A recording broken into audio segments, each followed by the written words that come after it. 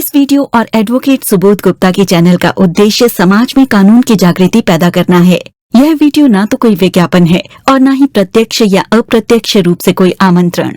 Video में कही गई बात कानूनी सलाह नहीं है और न ही एडवोकेट सुबोध गुप्ता इसकी पूर्ण सत्यता और प्रामाणिकता का दावा करते हैं।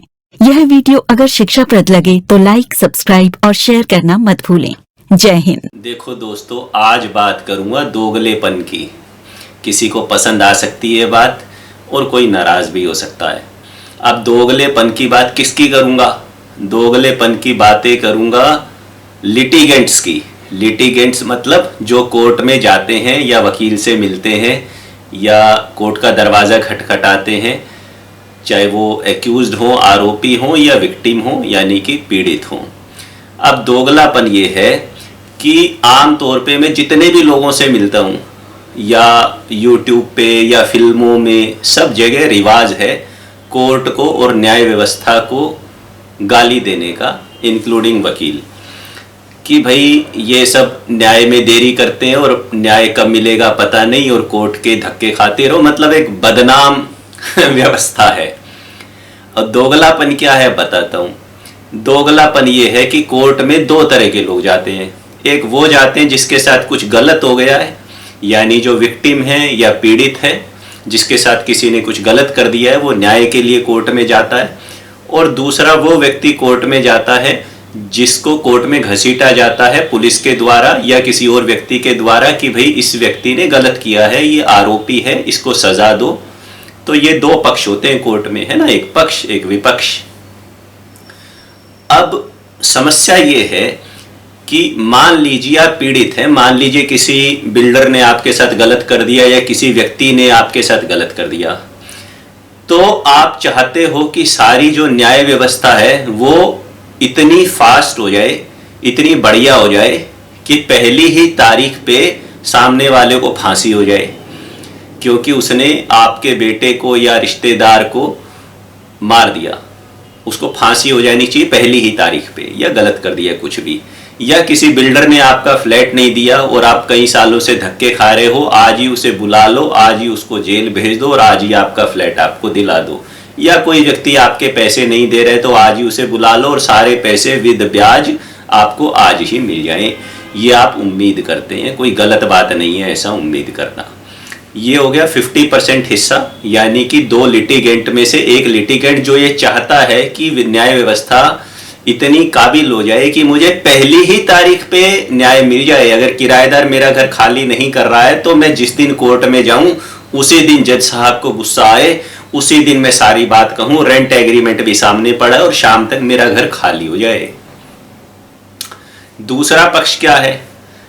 50% दूसरा पक्ष है। 50% दूसरा पक्ष ये है कि जिस व्यक्ति ने भी गलत किया होता है वो वकील के पास आके ये कहता है कि वकील साहब मुझे तो इसमें टाइम चाहिए, अभी मुझे इसे पैसे देने तो हैं पर मेरे पास है नहीं देने के लिए, या अपराध मैंने किया था तो हो गया, मेरी ये मजबूरी थी या जो कुछ भी वो कहानी है उसकी, और आप मुझे टाइम दिलाइए। यानी कि वकील जो पहला स्तंभ है, पहला पिलर है, पहली सीढ़ी है कोर्ट तक जाने के लिए, उसके पास दो तरह के लोग आते हैं। एक वो लोग आते हैं जो उसको कहते हैं कि मुझे तो पहली ही तारीख पे न्याय दिलवाओ, जल्दी से जल्दी, और पूछते हैं कि बताओ कोर्ट का फैसला कितने टाइम में आ जाएगा, गारंटी दो और सफलता की गारंटी भी दो। और दूसरे वो हैं जो ये चाहते ही नहीं कि न्याय हो। तो अगर मेरे पास 10 लोग आए, एग्जाम्पल ले लेता हूं, तो 5 लोग ये चाहते हैं कि न्याय व्यवस्था फास्ट काम करे और बाकी 5 लोग ये चाहते हैं कि कभी न्याय हो ही नहीं और जितना भी डिले हो सकता है उतना डिले हो, चाहे टेक्निकल रीजन से डिले हो, चाहे मैं जो मर्जी करूं। इवन कुछ क्लाइंट तो, आरोपी तो न्याय व्यवस्था को डिले करने के लिए कुछ गलत टैक्टिक्स भी इस्तेमाल करते हैं। कुछ लूप होल तो हमारे सिस्टम में है जिन्हें हम लूप होल कह लें या प्रोसीजर कह लें। अगर बिना किसी प्रोसीजर के किसी को सजा दे दी गई तो उसमें भी अन्याय होने का खतरा है। अब जैसे कहावत है, justice delayed is justice denied, यानी कि अगर न्याय मिलने में देरी हो गई तो इसका मतलब न्याय हुआ ही नहीं। लेकिन दूसरी कहावत भी है, justice hurried is justice buried, यानी कि अगर जल्दबाजी में न्याय किया गया तो एक किस्म से न्याय को दफना दिया गया, सामने वाले को पूरा अवसर नहीं दिया गया अपनी बात कहने सुनने का, अपने बचाव करने का। तो कोर्ट में जब हम ये गाली देते हैं अपने वकील को या जज को या स्टाफ को या न्याय व्यवस्था को, है ना, भारत के सिस्टम को, तो हम भूल जाते हैं कि जब आप न्याय चाहते हो तब ही ये सारी आदर्शवादी बातें आपको याद आती हैं। लेकिन खुदा न खास्ता गलती से यदि आप टेबल के दूसरी तरफ हो, यानी कोई आप पे केस कर रहा है तो, और आपने कुछ गलत किया है, तब आप ये सब नहीं चाहते। तब आप चाहते हो कि न्याय व्यवस्था धीरे ही रहनी चाहिए, पुलिस धीरे ही काम करे तो बढ़िया है, जज तारीख ही दे दे तो बढ़िया है। और फिर आप उस वकील को अच्छा वकील नहीं कहोगे जो तारीख नहीं ले पाया। मान लीजिए आप आरोपी हैं, आप नहीं चाहते कि जल्दी से केस आगे बढ़े, आप डिले करना चाहते हो, सामने वाले को थकाना चाहते हो, खुद बचना चाहते हो, समय लेना चाहते हो, व्यवस्था करना चाहते हो। और मैं एक ऐसा वकील हूं जो अपना काम ईमानदारी से कर रहा हूं और मैं चाहता हूं कि न्याय जल्दी, और मैं हर तारीख पे अपना काम करना चाहता हूं। पर आप मुझे आके ये बोलोगे कि वकील साहब कैसे भी करना, तारीख ले लेना, इस तारीख पे ये काम जो कोर्ट में होना है होने मत देना। और अगर मैं काम नहीं होने देता तभी आपकी नजरों में भी फिर मैं अच्छा वकील बनता हूं। अगर उस दिन काम हो गया जबकि आपने चाहा था ना हो, तो फिर मैं बेकार वकील हूं, फिर मैं काहे का वकील। मैं कोर्ट में टाल ही नहीं पाया मैटर को और जज ने वो काम कर दिया जो आप चाहते थे आज ना हो, तो मैं घटिया वकील हूं, फिर तो मैं बेकार वकील हो गया। ऐसे वकील का क्या फायदा। तो जब पति पत्नी तलाक का केस लेके कोर्ट में जाते हैं, आपसी म्यूचुअल कंसेंट से बात कर रहा हूं, तो वो 10 साल से इकट्ठे रह रहे होंगे, पता नहीं क्या क्या हो रहा होगा। लेकिन जिस दिन कोर्ट में जाएंगे उस दिन जज से और वकील से ये उम्मीद करेंगे कि बस अभी हम 10 बजे आए हैं, ऐसा कुछ करो कि 1-2 दिन में तलाक हो जाए। तो ये जो प्रॉम्प्टनेस है, ये जो रेडीनेस है, ये न्याय व्यवस्था को ठीक करने का सिस्टम है या ये है, ये लोग कोई बहुत आदर्शवादी हैं ऐसा नहीं है।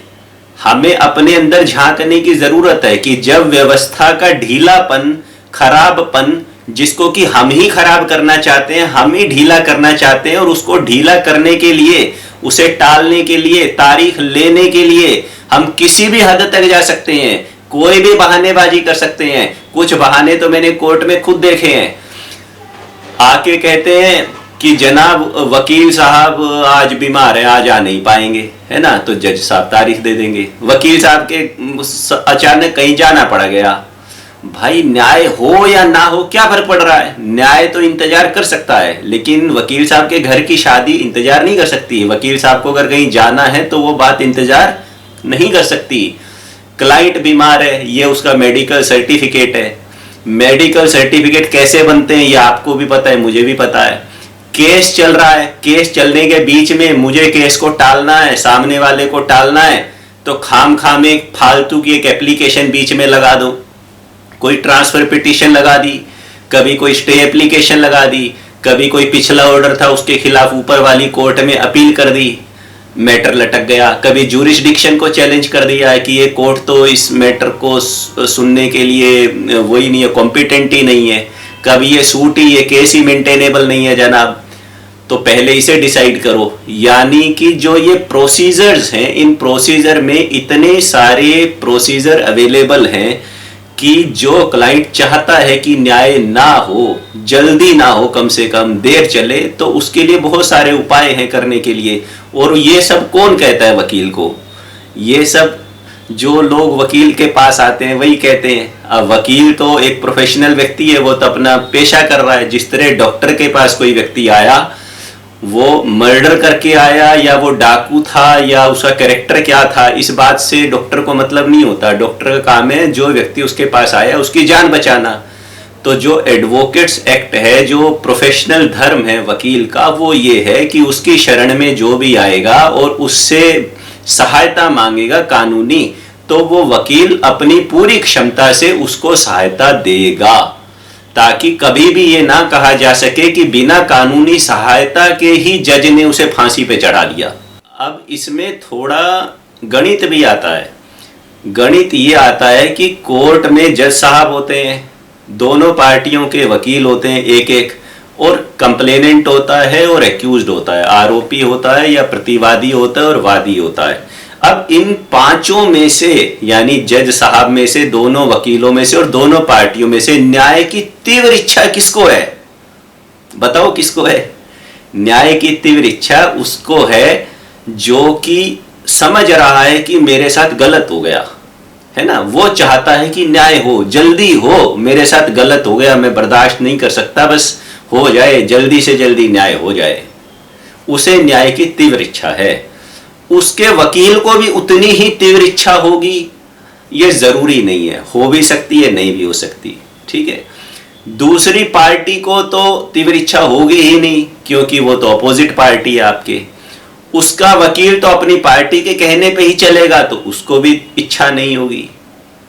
जज साहब न्यूट्रल है ना, वो इच्छा और अनिच्छा से परे हैं, वो दैविक आत्मा है, वो ईश्वरीय गुण से भरपूर व्यक्तित्व होते हैं, उनकी इच्छा अनिच्छा से परे होते हैं। उनका कार्य तो इंद्र की तरह कुर्सी पे विराजमान होता है, और कर्मों का जो लेखा जोखा उनके सामने विद सबूत पेश किया जाएगा, उसके हिसाब से वो फैसला करेंगे। ना तो उन्हें फैसला करने की जल्दी होती है, क्योंकि उसमें भी गलती हो सकती है, मैंने आपको बताया, और ना ही उन्हें टालने की कोई खास इच्छा होती है, जब तक कि कोई विशेष परिस्थितियां ना हो तो, क्योंकि उसमें भी उनके ऊपर बात आ सकती है, भैया आपने टाला क्यों, आप अपना दायित्व ठीक से निर्वाह नहीं कर रहे, तो उसे हम न्यूट्रल मान लेते हैं जज साहब को।